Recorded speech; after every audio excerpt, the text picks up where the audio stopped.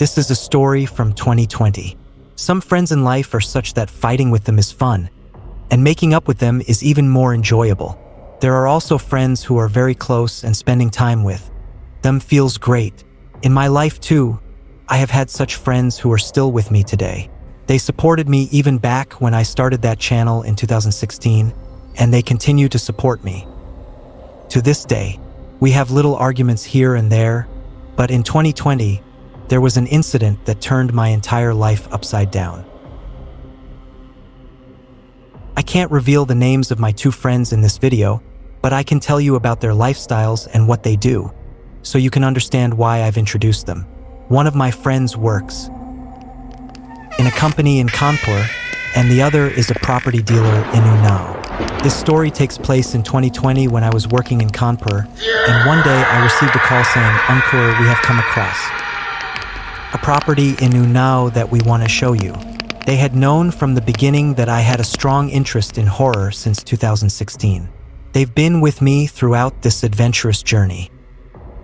We started in 2016 and have lived it fully. However, the property dealer friend of mine is quite a coward. He has also had some paranormal incidents happen to him at some point, but we'll discuss that later. He's very scared, and whenever the idea of visiting such a property comes up, he always backs out. Even though he's a property dealer, I'm sure he must have come across many houses that weren't in the best condition. Welcome to Horror Stories. I'm Ankur Pundit, and here, we dive into chilling real-life paranormal encounters shared by those who've lived through them. Your feedback fuels our passion, so keep those comments coming. Now, let's get back to the story. In 2020, we would sit outside every evening, talking about strange things and cracking jokes. We would also roast each other for fun. One day, while I was in Kanpur, I got a call from them saying, "Brother, come quickly. We want to show you a property today. It's at a great price, and if it gets sold, we're set for 3 months of partying." When you're at that age where all you care about is partying and having fun, I was really excited when I heard that. My friend, who was very good at property dealing, said, "This property I'm talking about is in the Kakadev area of Kanpur." I came back from my office, and they took me to the property on their Royal Enfield bike. I stood in front of the property, thrilled that I was about to be part of a property deal. I was excited to either receive the payment myself or at least see how the entire process works. I had this curiosity about how property dealing works, how the papers are exchanged and everything. It is often said that after fighting a case, the biggest challenge is buying or selling a property. If you learn that, you learn a lot, because property dealings involve a chain of events known as INCAL, transfer of ownership.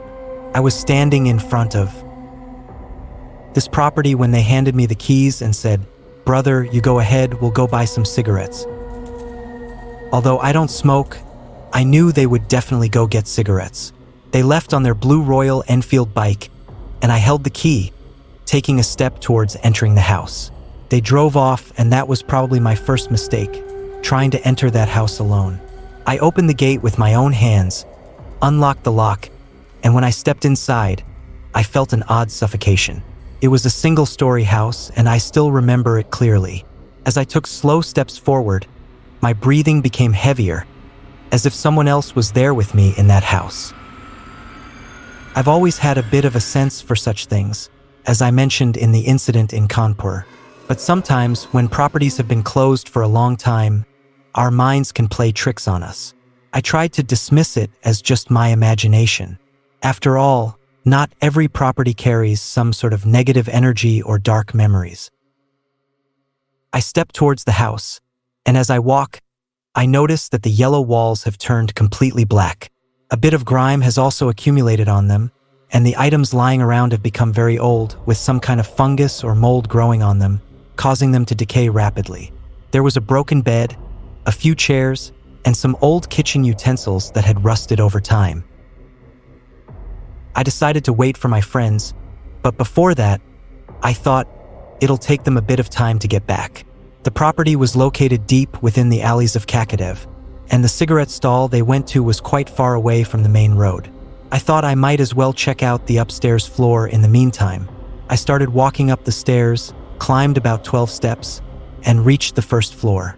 As soon as I looked towards the window, I saw a woman peeking at me through the curtain. She took a quick glance and then quickly drew the curtain closed. At that moment, I realized something was off. It felt as if no one wanted to come near this house. The woman only peeked for a second before hiding behind the curtain. Since there was light coming through the window, I didn't feel that scared at the time. However, the atmosphere downstairs had been a bit frightening since it was completely dark. The only light was from the open gate. You might think it was either my bravery or sheer foolishness that I was wandering alone in a house that had been closed for so many years. I felt a strange coldness when I reached the first floor. Slowly, the temperature started to drop, and the sweat on my forehead suddenly vanished. This coldness struck me as odd because it had been quite warm downstairs. When I entered the house, there was a sense of unease, but now that I was upstairs, it felt even colder. I noticed the walls, once yellow, had turned green, and there were strange handprints all over them. Even now, as I recount the experience, I get goosebumps. It looked as though someone had tried to paint the walls before the house was shut down, but ended up leaving only their handprints instead of finishing the job. As I moved forward, I tried to peek around. It felt as though there was something or someone behind me, a presence that moved swiftly past me. My heart was pounding, and I was terrified. I thought maybe my friends were playing a prank on me, sneaking in quietly and trying to scare me by moving around upstairs. You wouldn't believe it, but I checked the entire first floor, and there was no sign of them. I peeked out of the window, and their bike wasn't there either. That's when I realized they hadn't returned yet. I cautiously made my way toward the kitchen, and as I tried to look around, I could literally feel I wasn't alone in that house. Suddenly, I heard strange, faint footsteps, and this was happening in broad daylight. I was already very scared. When I had first arrived, it was warm outside, but now the atmosphere had drastically changed. But by now, it felt like my life was draining away on that floor. I thought to myself that I should leave this house. Just then, I received a message from my friends. When I checked the message and started reading, it opened an article that made my eyes widen in shock. The headline read, "Raghav Verma killed his 3 family members." Seeing this, I was stunned and wondered why my friends had sent me this article at that exact moment. I began reading the article, which described how Raghav Verma, a boy who had been adopted by parents who couldn't conceive, brutally killed his family all because of a love affair. It said that Raghav Verma was adopted from an orphanage one night when he was young. As I continued reading, I learned that Raghav Verma had viciously murdered his pregnant 24-year-old wife by stabbing her 42 times. On her neck, stomach, legs, and back. The post-mortem at Deen Dayal Hospital was so gruesome that even the doctor vomited. Raghav had also stabbed his father 18 times and his mother 14 times, wiping out his entire family in a single night. I sat down on the staircase of the property and continued reading. It was then written that after committing these murders, Raghav fled towards Carol Bog, where he met with an accident. He concocted a fake story, claiming that someone else had killed his family. 2 of his cousins, who regularly visited the house, were called by Raghav to come get him from a place near Carol Bog, claiming he had been in an accident at Jandwalan. The cousins rushed to the house to check why no one was answering the phone, only to discover that Raghav's father was lying in a pool of blood. I was horrified after reading this. How could someone kill their entire family so brutally?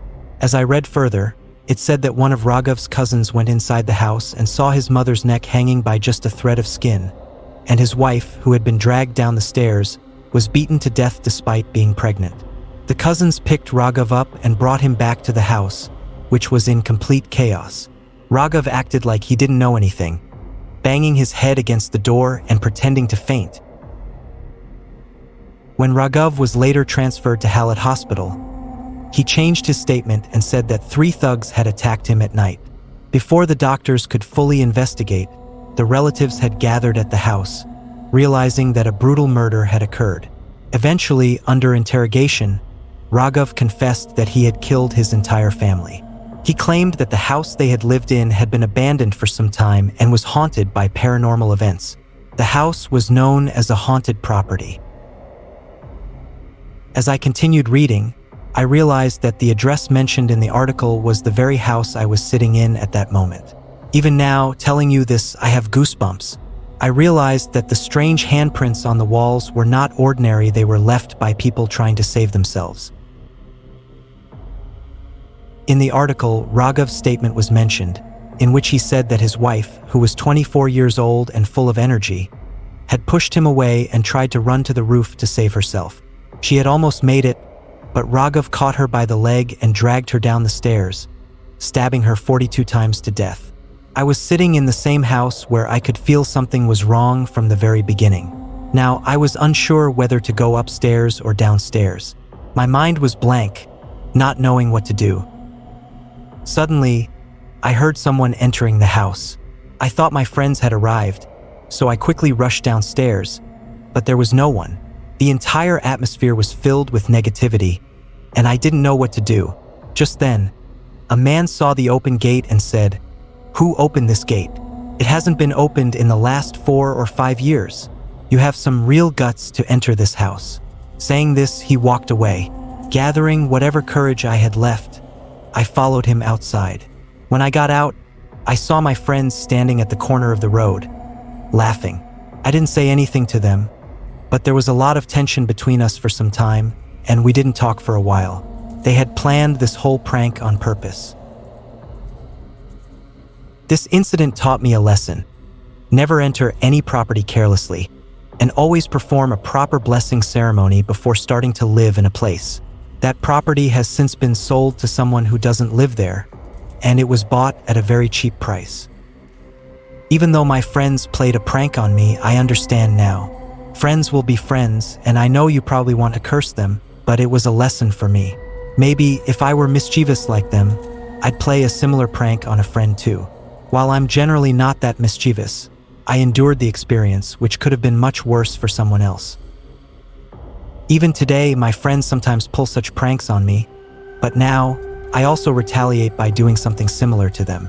I have realized they are very scared of these things, so I've learned to play along. While we've moved on from this, my friends will never agree to visit a place like that again because we've already experienced a lot of strange things together. But this was my personal experience, and I just want to ask you one thing. If you were in my situation, what would you have done? Ever thought about it? Key learnings. 1. Respect the unknown. Entering a place with a mysterious or dark past can be dangerous, both physically and mentally. It's essential to approach such places with caution and respect. 2. Fear can overtake reality. Fear has a way of amplifying your imagination, especially in a place that already feels unsettling. It's easy to lose yourself in the moment. 3. Pranks can go too far. What might seem like harmless fun for some can be a deeply disturbing experience for others.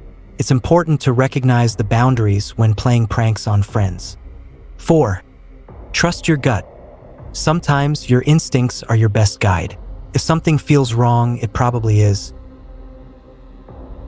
In the end, this experience taught me a valuable lesson about fear, friendship, and respect for places with a troubled past. So, ask yourself, how would you react if you found yourself alone in a house like this? Before we wrap up, I kindly ask for your support. Subscribe to Horror Stories and hit the bell icon to be the first to catch our latest updates. Stay connected, and I'll see you in the next video. Thank you.